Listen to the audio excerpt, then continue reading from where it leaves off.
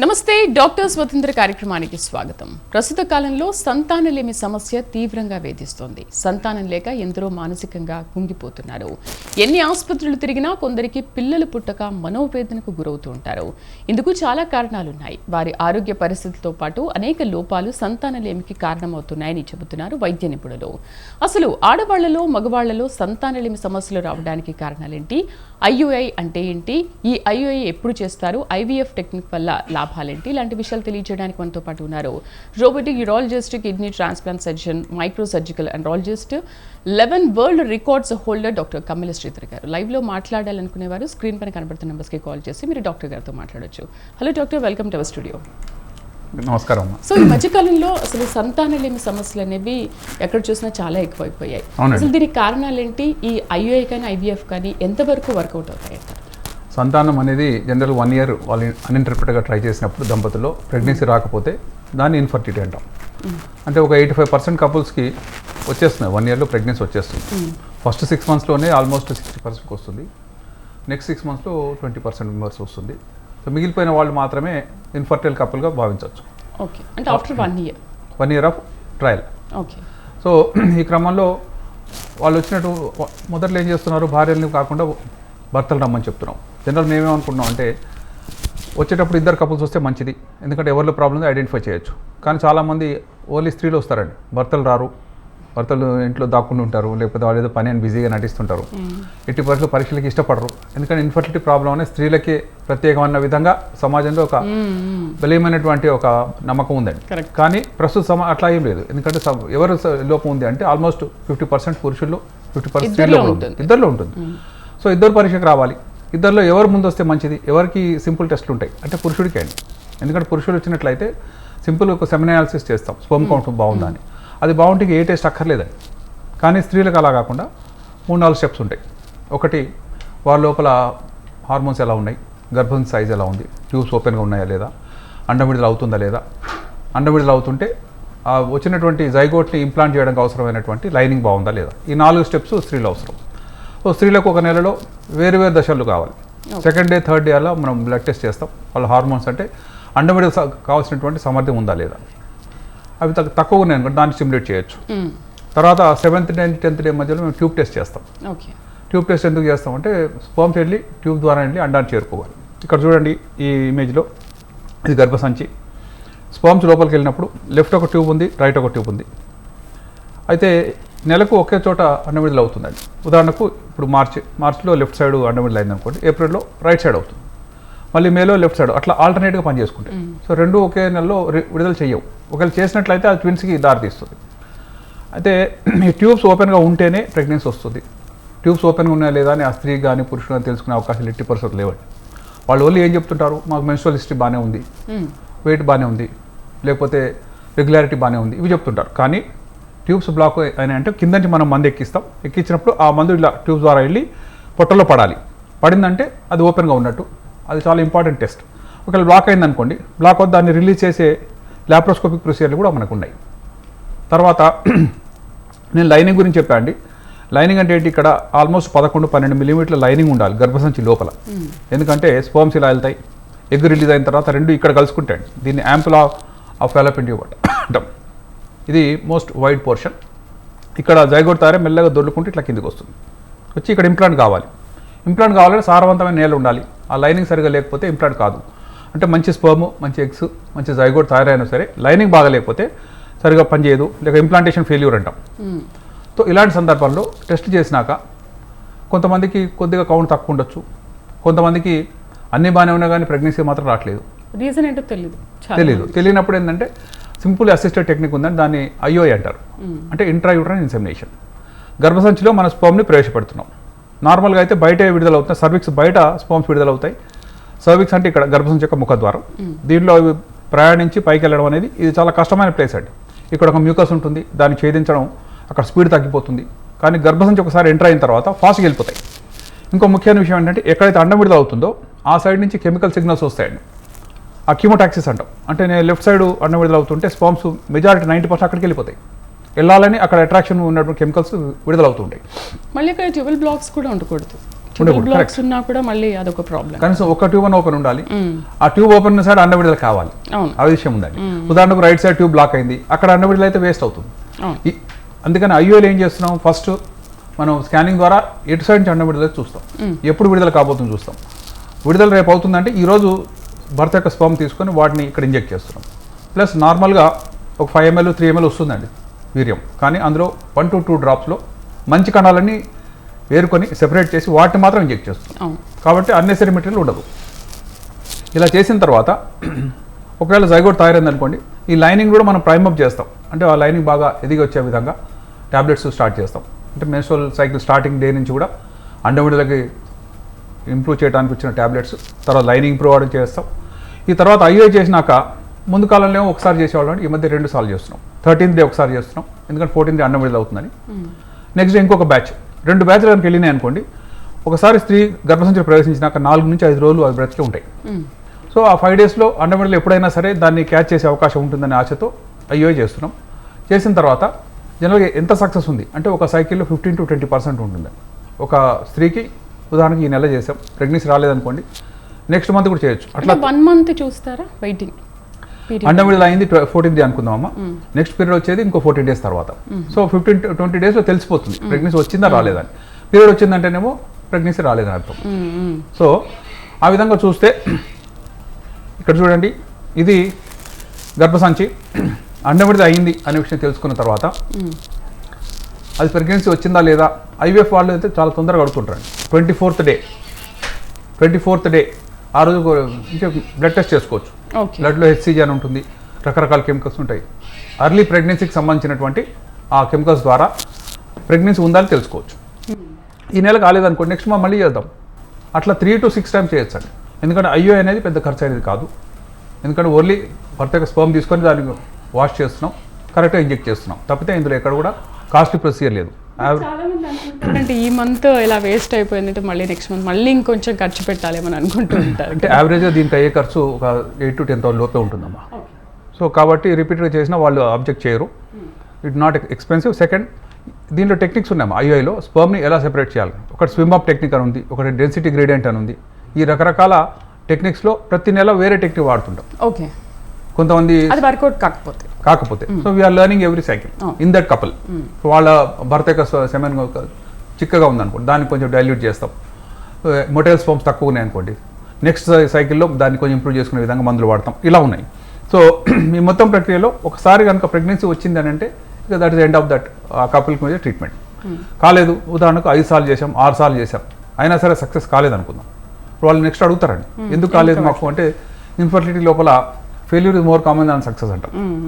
So ఎందుకు కాలేదు అంటే, మీ స్పర్మ్ వాడాము, మీ గర్భసంచి లైనింగ్ బాగానే ఉంది, ఎగ్ రిలీజ్ అయింది, కాని పక్షంలో మోర్ అంటే డీటెయిల్గా వెళ్తాం. అదేంటి అంటే ఎగ్స్ తీసుకోవడం, స్త్రీ నుంచి తీసుకొని ఒక టెస్ట్ ట్యూబ్లో వేసుకోవటం, భర్తని స్పర్మ్ తీసుకొని అందులో వేయటం, తర్వాత జైగోట్ తయారీ చూసుకోవటం, చూసిన తర్వాత 3rd డే మళ్ళీ అదే గర్భసంచిలో ప్రవేశపెట్టడం. సో న్యాచురల్గా అయ్యే స్టెప్స్ని మనం బయట ల్యాబ్లో చేస్తున్నాం. ఎందుకంటే సింపుల్ ఐఓ ద్వారా కాలేదు, వీ హ్యావ్ టు ఆన్సర్. ఎందుకంటే కాలేదు, 6 సార్లు ఐఓ అయిందమ్మా, ఇంకా మీకు ఏం లేదు ఛాన్స్ అనడానికి లేదు. అందుకే ఐవీఎఫ్ వచ్చింది. ఐవీఎఫ్ అనేది 1978లో మొట్టమొదటిసారి ఐఓఐ ఫెయిల్ అవుతే అవుతారు. 5 to 6 times ఫెయిల్ అయిన తర్వాత అప్పుడే ఐవీఎఫ్కి వెళ్తాం. సో 5-6 సార్లు చేసినా కానీ వాళ్ళ ఖర్చు ఎంత అయింది అంటే 40-50,000 లోపల అయిపోయింది. సో అంతవరకు సక్సెస్ అయిన చాలా మంది ఉంటారు. ఆల్మోస్ట్ 5 times 100లో 80% మందికి ఐఓతో సక్సెస్ అయిపోద్ది. మిగిలిపోయిన వాళ్ళు మాత్రమే ఐవీఎఫ్కి వెళ్తారు. కాబట్టి వచ్చిన వాళ్ళందరికీ ఐవీఎఫ్ చేస్తారనేది కూడా అది అపోహ. బట్ సార్, వీటికి అంతకుముందు ఒక పాస్ట్ 10 years బ్యాక్ అయితే చాలా ఖర్చు పెట్టేవాళ్ళు కదా, బట్ దాని కాస్ట్ ఇప్పుడు తగ్గిపోయింది. ఐఓఐ తక్కువనే ఉంది, ఐవీఎఫ్ మాత్రం కొంత కాస్ట్ ఉంటుంది. ఎందుకు అని చెప్తా. చూడండి, డాక్టర్ ఎడ్వర్డ్స్ అని ఈయన ఒక ఎంబ్రియాలజిస్ట్ అండి. లండన్లో వాళ్ళ హాస్పిటల్లో పనిచేసే ఒక స్టాఫ్ నర్స్కి సంతానం కలగలేదు, ఆమెకు టీబీ వచ్చింది, 2 tubes బ్లాక్ అయిపోయినాయి. బ్లాక్ అయిన తర్వాత దాన్ని రిపేర్ చేయడానికి ట్రై చేశారు, 6 సార్లు సర్జరీ చేశారు, అది ఓపెన్ కాలేదు. కాకపోతే ఆయన చేసిన ప్రయత్నం ఏంటి అంటే, ట్యూబ్స్ లేనటువంటి తన సొంత ఎంప్లాయీ ఆమె ఏదైనా ఎక్స్పెరిమెంట్ చేసుకోండి కానీ నాకు పిల్లలు కావాలని అడిగిందని. ఆ చేసిన ప్రయత్నం సక్సెస్ అయింది. అనేక సార్లు, ఆల్మోస్ట్ 100 సార్లు పైన వాళ్ళు ఫెయిల్ అయ్యారు ల్యాబ్లో. ఈమెలో సక్సెస్ అయింది. దానికి కారణం ఏంటి చూద్దాం. ఇక్కడ చూడండి ఏం చేస్తున్నారు దీంట్లో ఐవీఎఫ్లో అంటే, స్త్రీకి మల్టిపుల్ ఎగ్స్ వచ్చే విధంగా ఇంజెక్షన్స్ ఇస్తాం. అంటే పీరియడ్ వచ్చిన నెక్స్ట్ డే నుంచి ఇంజెక్షన్ స్టార్ట్ చేసి నార్మల్గా అయితే ఒక ఎగ్ రిలీజ్ అవుతుంది స్త్రీకి, కానీ ఇక్కడ మనకు 6 నుంచి 7 కావాలి ఎగ్స్. అలా వచ్చే విధంగా ఇంజెక్షన్స్ ఇస్తుంటారు ఎవ్రీ ఆల్టర్నేట్ డే అట్లా ఇచ్చి. ఉదాహరణకు రైట్ సైడ్ ఒక 5-6 వచ్చినాయి, లెఫ్ట్ సైడ్ ఒక 5-6 వచ్చినాయి, అంటే ఒక 12 eggs వచ్చినాయి మనకు. వస్తే నీడిల్ వేసి దాన్ని తీసుకొని ఒక టెస్ట్ ట్యూబ్ వేస్తామండి. ఇక్కడ మీకు చిన్న పెట్రీ డిష్ లాగా చూపించాను. సో అన్ని ఎగ్స్ తీసుకొని లేసాం.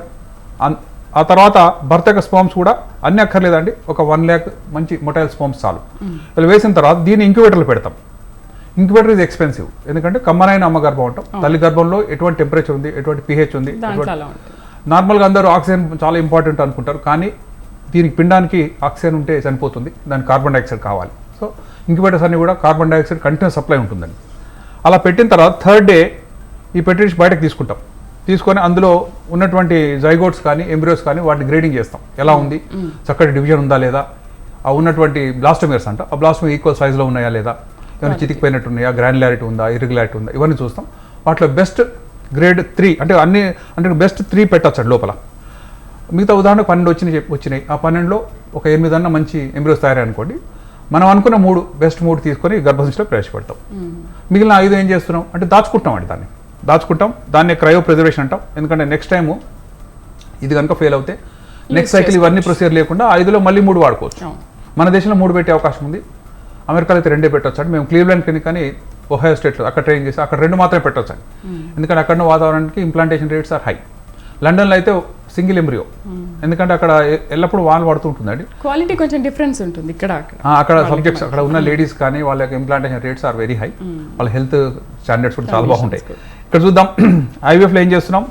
లెఫ్ట్ సైడ్ చూడండి, మీకు మొత్తం 7 ఇక్కడ కనబడుతున్నాయి ఎగ్స్, ఇటు సైడ్ కూడా ఒక 7 కనబడుతున్నాయి. ఇవన్నీ ఇండివిజువల్గా మనం పంక్చర్ చేసి దాన్ని తీసుకుంటామండి. తీసుకొని దాన్ని టెస్ట్ ట్యూబ్లో వేస్తున్నాం. వేసిన తర్వాత వచ్చినటువంటి ఎలా ఉంటుంది దాన్ని చూద్దాం. ఇక్కడ చూడండి, దీంట్లో దీని యానిమేషన్ చూపిస్తున్నాను. ఇది ఓవరీ అండి. మన ఇంజెక్షన్ ఇచ్చిన తర్వాత మల్టిపుల్ ఫాలికల్స్ యాక్టివేట్ అవుతున్నాయి. ఇక్కడ చూడండి 1, 2, 3, 4 ఆల్మోస్ట్ ఇందులో ఎక్కువ ఉన్నాయి. సో దీన్ని నీడిల్ ద్వారా యాస్పిరేట్ చేసుకుంటాం. ప్రతి ఫాలికల్ని మనం స్కానింగ్ ద్వారా మ్యాపింగ్ చేసుకోవాలి, దాన్ని యాస్పిరేట్ చేయాలి, ఎగ్ తీసుకోవాలి, ఆ ఎగ్ని టెస్ట్ ట్యూబ్లో వేసుకోవాలి. తర్వాత దాన్ని మళ్ళీ మైక్రోస్కోప్లో చూస్తాం. మేము చూసిన తర్వాత ప్రతి ఒక్క దాన్ని ఇక్కడ 1, 2, 3, 4 అలా పెట్టాం. ఇదే పెట్టే డిష్లో భర్త యొక్క స్పర్మ్స్ వేస్తున్నాం మనం. వేసినప్పుడు ఆ స్పర్మ్ డైరెక్ట్గా అదే పంక్చర్ చేసుకుని వెళ్ళిపోవాలండి. ఐవీఎఫ్లో ఉన్న టెక్నాలజీ ఏంటంటే ఎగ్ని స్పర్మ్ని పక్కన పెట్టండి. స్పర్మ్ తనంతా తాను లోపలికి చొచ్చుకొని పోగలగాలి. ఆ తర్వాత తయారైన పిండాన్ని మనం తల్లి గర్భంలో ప్రవేశపెడుతున్నాం. ఇది మనం ఇంజెక్ట్ చేస్తున్నటువంటి స్పర్మ్ అండి. స్పర్మ్లో ఇక్కడ ఎగ్ చుట్టూ జోనా పెలిసిడా అనే ఒక దుర్భేద్యమైన కవచం ఉంటుంది. దాన్ని పంక్చర్ చేసే కెపాసిటీ స్పర్మ్కి మాత్రం ఉంటుంది. కాబట్టి పక్కన ఉన్నటువంటి సెల్స్ని పక్కకు జరుపుకొని స్పర్మ్ రంధ్రం చేసుకోగలుగుతుందండి. రంధ్రం చేసుకున్న తర్వాత ఆ లోపలికి పోయిన తర్వాత దాన్ని జైగోట్ అంటారు. ఆ జైగోట్ తయారైందంటే ఇక జీవం సంతరించుకున్నట్టే, అది డివిజన్ గురి అవుతుంది. ఇది జైగోట్ అండి. గుడ్లు గోబలా ఉంది, తల్లి న్యూక్లియస్, తండ్రి న్యూక్లియస్.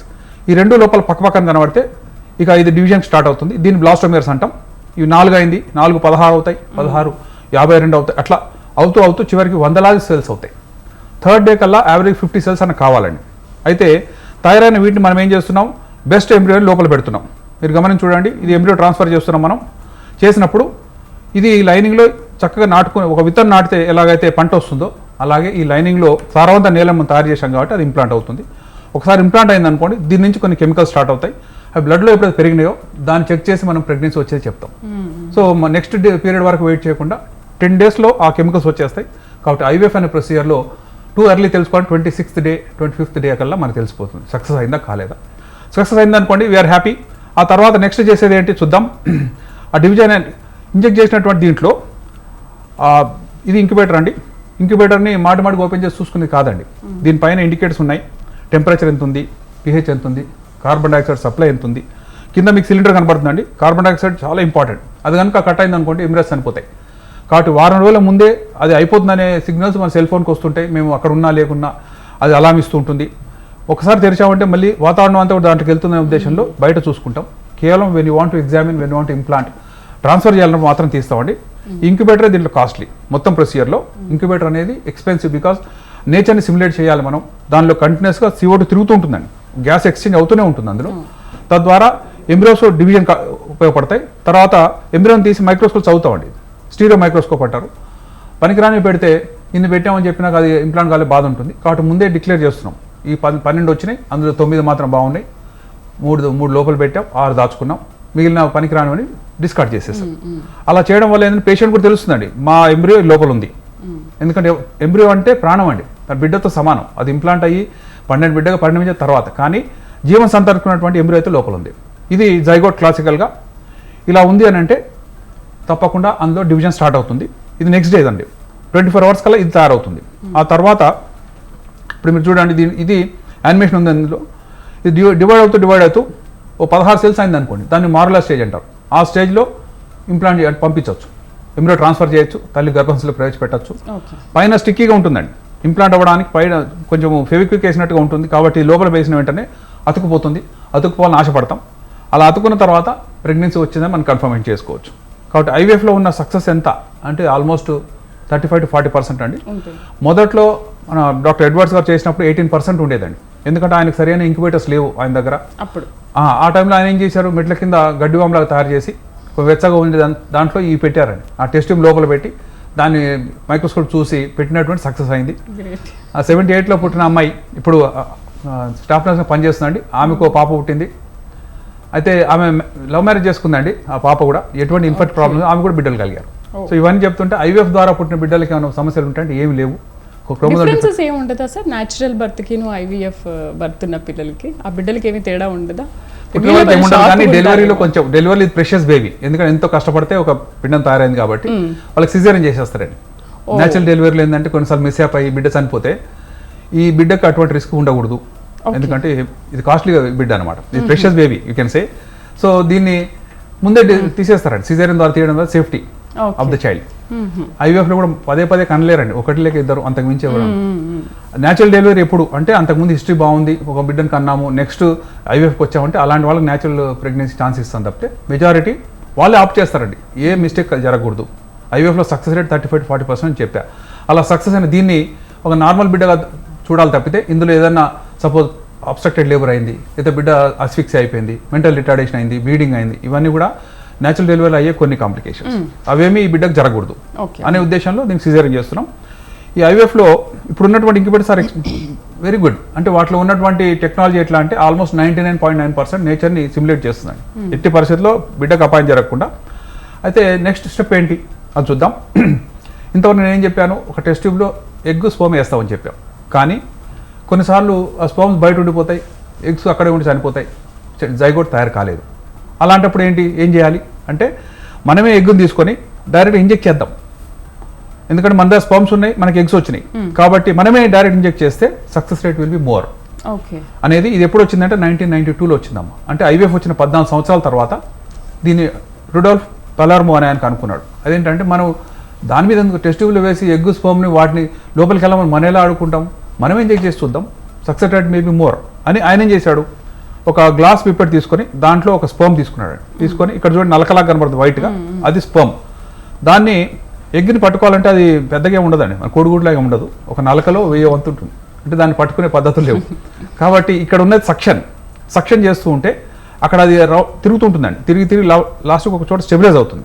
దాన్ని స్టెబిలైజ్ చేసినాక దీంతో మనం గుచ్చుతాం.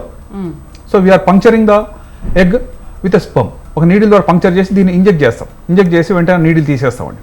తీసేసినప్పుడు ఆ వచ్చినటువంటి దాన్ని అది జైగోట్ రెడీగా జైగోట్ అయింది, మనమే జైగోట్గా తయారు చేసాం.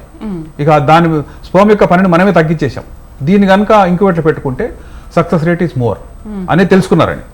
ఇప్పుడు దీని సక్సెస్ ఎంత అంటే ఆల్మోస్ట్ 60% దాటిందండి. ఎందుకంటే ఐవీఎఫ్లో ఉన్న కంప్లైంట్ ఏంటి మీరే అన్నారు, ఎన్నిసార్లు చేస్తారు, ఎన్ని సైకిల్ చేస్తారు, ఎన్ని డబ్బులు తీసేసుకుంటారు, ఇట్లాంటివన్నీ ఉంటాయి.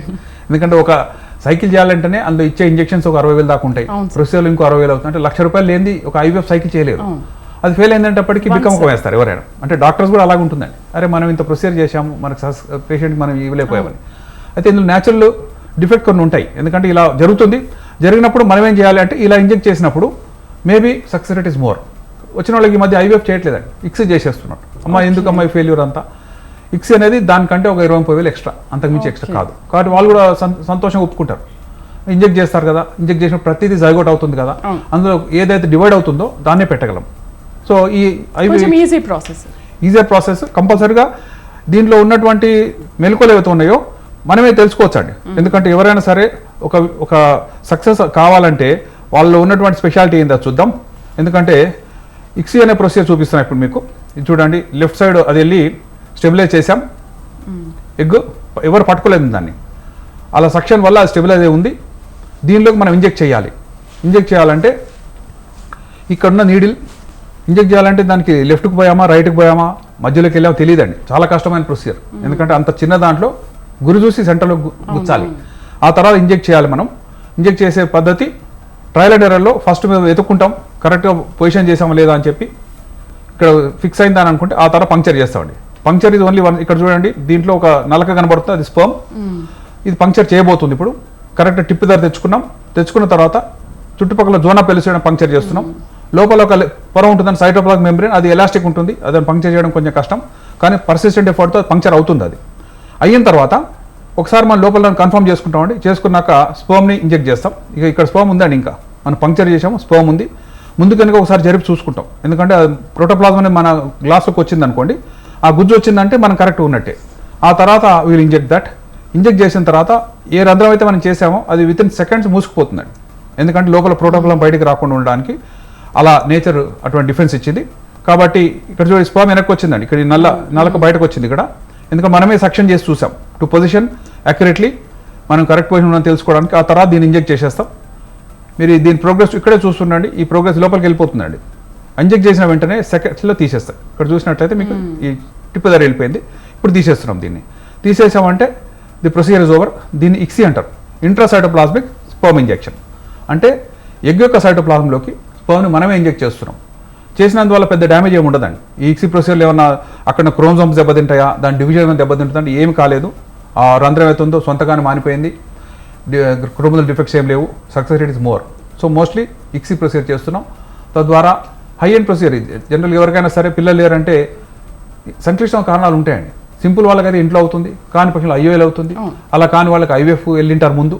ఐవీఎఫ్లో కాలేదంటే తప్పకుండా ఇక్సీకి వెళ్ళాల్సిందే. ఇక్సీ ప్రస్తుతం ఉన్నటువంటి ప్రొసీజర్లో ఇక్సీ ఈజ్ ఫైనల్ ప్రొసీజర్. అందులో కూడా సక్సెస్ కాలేదు అంటే దానికి క్రోమోజోమ్ డిఫెక్ట్స్ ఏమైనా ఉన్నాయేమో, వాళ్ళ క్రోమోజోమ్ టైప్ చేస్తామండి. కొంతమందికి వాళ్ళలో రకరకాల జబ్బులు ఉంటాయి, సిస్టిక్ ఫైబ్రోసిస్ అని ఉంది, లేదా డ్యూషెన్ మస్కులర్ డిస్ట్రఫీ అని ఉంది, డౌన్ సిండ్రోమ్ అనేది, ఇవన్నీ వాళ్ళకి తెలియదు, కానీ వాళ్ళ పిల్లల కోసం వస్తుంటారు. వాళ్ళ జైగోట్స్ ద్వారా వాళ్ళ బిడ్డలకు వచ్చే అవకాశం ఉంటుంది. ఎప్పుడైతే డిఫెక్టివ్ ఎగ్ ఉందో లేక డిఫెక్టివ్ స్పర్మ్ ఉందో దాని ద్వారా ప్రెగ్నెన్సీ రాదండి. గమనించి చూడండి, ఎందుకంటే ఒక డౌన్ బేబీ ఉంది లేక డౌన్ పేరెంట్ ఉన్నాడు, ఆ పేరెంట్ ద్వారా పిల్లలు కన్నా చాలా కష్టం, ఎందుకంటే అతని క్రోమోజోమ్ డిఫెక్టివ్ ఉంది. సో ఆ డిఫెక్టివ్ వాళ్ళు పిల్లలు కనకుండా నేచరే దాన్ని అబార్ట్ చేసేస్తుంది. కాబట్టి హెల్దీ స్పర్మ్స్ ఉన్న వాళ్ళు, హెల్దీ ఎగ్స్ ఉన్న వాళ్ళకి ప్రెగ్నెన్సీ వస్తుంది. రాని వాళ్ళకు 1 to 2% ఏమైనా ఉంటే వాళ్ళ జెనెటిక్ డిఫెక్ట్ ద్వారా ఉంటుంది. జెనెటిక్ డిఫెక్ట్ని మనం కరెక్ట్ చేయలేం. వాళ్ళు పుట్టారు ఆ జీన్స్తో, వాళ్ళు అలాగే పోతారు తప్పితే మనం ఆ జెనెటిక్ మానిటరింగ్ చేసే అవకాశం లేదు. ఓన్లీ ట్యూబ్స్ బ్లాక్ ఉన్నా, స్పర్మ్లు కొన్ని మొటైల్ లేకపోయినా, కొన్నిసార్లు ఎక్కడైనా సరే బ్లాక్స్ ఉన్నా వాటిని సరి చేయొచ్చు. వాళ్ళు క్రోమోజోమ్ వాళ్ళు హార్మోన్స్గా తగ్గినాయి అనుకోండి మనం ఇవ్వచ్చు. తప్పితే వారు మొత్తం బాడీ అంతా చేంజ్ చేసి కొత్తగా కావాలంటే కుదరదు. Infertility is also attending some sort of A handicap. ఎందుకనంటే తల్లికి అనాల్సిందండి, దాన్ని మనం ల్యాబ్లో చేస్తున్నాం. టెస్ట్ బేబీ అనేది టెస్ట్ ట్యూబ్లు పిల్లలు కంటారు అనుకుంటారు, టెస్ట్ ట్యూబ్లు కనరండి. టెస్ట్ ట్యూబ్లు కేవలం ఫలిదిగానే జరుగుతుంది. ఆ ఫలిదిగా జరిగినది 3 రోజుల తర్వాత తల్లి గర్భాశయం ప్రవేశపెడతాం, అమ్మ నువ్వే కనండి వదిలేస్తున్నాం. తప్పితే 3 డేసే ఉంటుంది, ల్యాబ్లో ఉండే ఓన్లీ 3 డేసే. అలా ఎందుకు చేస్తున్నాం అంటే మంచి స్పర్మ్స్ మంచి ఎగ్స్ పెడితే మంచి జైగోట్ వస్తుంది, తల్లి గర్భాశయంలో అతుక్కుంటుంది, తద్వారా బిడ్డలు కంటుంది. కాబట్టి ఈ మొత్తం ప్రొసీజర్ అనేది ఒక అద్భుతమే. ఎందుకంటే ఇది లేని సందర్భంలో పిల్లలు లేక అడాప్షన్ చేసుకోవటము, లేదా అమ్మాయిని వదిలేసేసి ఇంకోటి పెళ్లి చేసుకోవడం జరిగే. ఇప్పుడు అలా లేదండి, ఇద్దరు కూడా అర్థం చేసుకుంటున్నారు, పేరెంట్స్ కూడా. మేము జనరల్ రిక్వెస్ట్ చేసేది ఏంటంటే మీరు జనరల్ 28 years లోపు బిడ్డలు కనడం అనేది కంప్లీట్ చేసి ఫ్యామిలీ కంప్లీట్ చేయండి. మీరు గొప్ప కెరియర్లు ఉన్నా సరే, సాఫ్ట్వేర్ ఇంజనీర్స్ ఉంటారు, సీఈఓలు ఉంటారు, అమ్మాయిలు కూడా చాలా గొప్పగా రాణిస్తున్నారు. బట్ ఇప్పుడు చాలా మంది ఆఫ్టర్ 40 కూడా కనేవాళ్ళు ఉన్నారు కదా, అంటే కెరీర్ ఇంపార్టెంట్ అని చూసుకుంటున్నారు కదా చాలా మంది. చూసుకుంటున్నారు. అయితే వాళ్ళకు ఉన్నటువంటి ప్రాబ్లమ్స్ ఏంటంటే అలా ఉన్న సందర్భంలో ఉదాహరణ 40 years కనాలనుకున్నారు, 28 years అప్పుడు ఎగ్స్ తీసి దాచిపెట్టుకోవచ్చు అండి. మీరు ముందే దాచిపెట్టుకోండి. అంటే ఎగ్ ఒకసారి 28 years ఇస్తే దాని ఏజ్ అంతే ఉంటుంది. ఈమె 40 years బిడ్డని మోసినా సరే egg quality will be good. పురుషులకు కూడా మేము ఏం చెప్తున్నాం, ఇప్పుడు కొంత అథ్లెటిక్ వాటిలో వెళ్తున్నారు, జిమ్కి వెళ్తున్నారు, వాళ్ళు ఆ సమయంలో వాళ్ళకి హార్మోన్స్ చాలా తీసుకుంటారు, రకరకాలు చేస్తారు, వాళ్ళు స్పర్మ్స్ పోతాయండి. కాబట్టి ముందే sperm donation, sperm preservation, egg preservation చేసుకొని మీరు మీ కెరీర్లో వెళ్ళండి. ఎప్పుడు కావాలంటే బిడ్డలకు అనే అవకాశం ఉంది. బ్యాంక్లో పెట్టుకోవచ్చు. బ్యాంక్స్ ఉన్నాయండి. మీరు మంచి క్వశ్చన్ అడిగారు. ఎందుకంటే ఈ బ్యాంక్స్ చాలా సింపుల్గానే ఉన్నాయి, ఏం కాస్ట్ ఎక్కువ ఉండదండి. సంవత్సరానికి 6,000 మీరు ఎన్ని సంవత్సరాలు కావాలనుకుంటే అన్ని సంవత్సరాలు దాచుకోవచ్చు. అక్కడ ఉన్నటువంటి ఇక్కడ చూడండి మేము చూపిస్తున్నాను, ఇది స్పర్మ్ బ్యాంక్. వచ్చిన టెక్నాలజీ అట్లా ఉంది సార్. ఇది స్పర్మ్ బ్యాంక్ అండి. మీకు వెహికల్ కూడా స్పర్మ్ లాగే ఉంది, ఒక తల ఒక తోక. ఈ స్పర్మ్ బ్యాంక్ దీంట్లో దాచుకోవచ్చు, మనం ఇచ్చింది ఎప్పుడు కావాలంటే మళ్ళీ తెచ్చుకుంటారు. ఇది కోపెన్హాగన్లో చూశాను నేను. ఇలాంటి బ్యాంక్స్ మన హైదరాబాద్లో కూడా చాలా ఉన్నాయి. Only thing is me requirement అని చెప్పాలి. కొంతమంది క్యాన్సర్ వచ్చి ఉంటుంది, వాళ్ళకు కీమోథెరపీ ఇస్తారు, రేడియేషన్ ఇస్తారు. ఆ సమయంలో పొట్టలో మొత్తం రేడియేషన్ అయిపోతాయండి. కాబట్టి తర్వాత స్పర్మ్ తయారు కాకపోవచ్చు. అలాంటి వాళ్ళలో ముందే దాచుకుంటాం. ఇవి యూజ్ అవుతాయి అప్పుడు మనకి. ముందే వాళ్ళు స్పర్మ్ ఎగ్ తీసేసుకోవచ్చు. తీసుకున్న తర్వాత క్యాన్సర్ ట్రీట్మెంట్ ఇస్తాం. క్యాన్సర్ క్యూర్ అయిన తర్వాత 2 years తర్వాత మళ్ళీ వాటిని రియాక్టివేట్ చేసి సంతానం కలిగించే అవకాశం ఉంది. కాబట్టి preservation is a real possibility. Right. అది ఓన్లీ కేవలం పుస్తకాలు చదవటము, సైన్స్ ఫిక్షన్ కావండి. మీరు దాచుకోవచ్చు, మన దగ్గర అందుబాటులో ఉన్నాయి. ఇట్స్ ఒకవేళ 6,000 అని చెప్పాను సంవత్సరానికి. ఆఫ్టర్ 4 years మీరు ఆలోచించుకొని నాకు అక్కర్లేదు అంటే దే విల్ డిస్కార్డ్ దట్. కానీ మీ ఆప్షన్ మాత్రం మీరు చెప్పాల్సి ఉంటుంది. Every year you have to renew the preservation. Right. చివరిగా అసలు సంతానలేమి బారిన పడకుండా ఉండాలంటే ముందు నుంచి మనం ఎటువంటి జాగ్రత్తలు తీసుకోవాలి? ఒక గుడ్ మెసేజ్. జనరల్గా బాడీ వెయిట్ కంట్రోల్ ఉండాలండి. మోస్ట్లీ బాడీ వెయిట్ లావ్ అయిన వాళ్ళలో హార్మోన్స్ అని ఇంబ్యాలెన్స్ ఉంటుంది. పురుషులైనా స్త్రీలైనా, స్త్రీలు ఎక్కువ ప్రాబ్లం.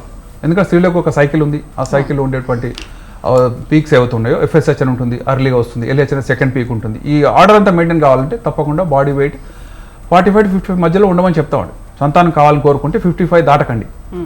సెకండ్, మెంటల్ స్ట్రెస్ అందరికీ ఉంటుందండి. స్ట్రెస్ లేకుండా మీరు పని చేయండి ఎవరు కుదరట్లా. కానీ దానికి కావాల్సిన యోగా కానీ ఎక్సర్సైజ్ కానీ చేసుకోవాలి. ఫాస్ట్ ఫుడ్ కల్చర్ కానీ లేకపోతే కోలా డ్రింక్స్ కొంత తీసుకుంటారండి.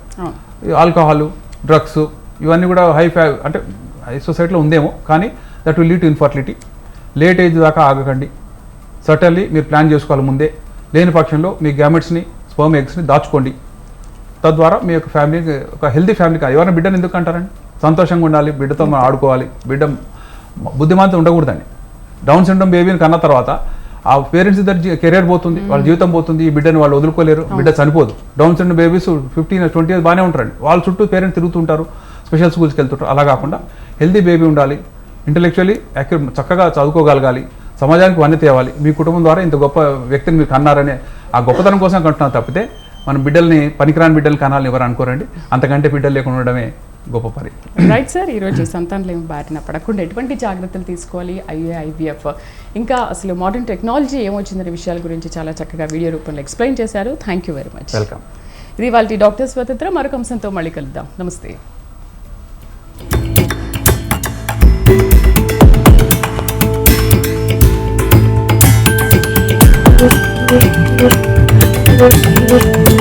Thank you.